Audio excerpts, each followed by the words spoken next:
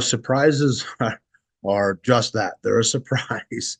And I can't think of a project that on which we have worked where we haven't found something, even in new homes.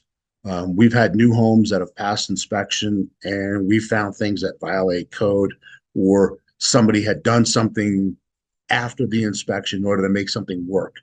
We had a home, I won't mention the builder, who had cut out the part of a joist in order to make the plumbing for the tub work. That violates code. House is only 8 years old, but we found it, and obviously we have to fix that. We can't leave it the way it is. The biggest detriment to a house are really homeowners that do the work themselves and homeowners that hire people that aren't licensed. We found wires spliced in walls. We found wires that have been wrapped around a hot water pipe and almost caught on fire. We found HVAC ducts that aren't run properly and are full of grease and they could catch on fire.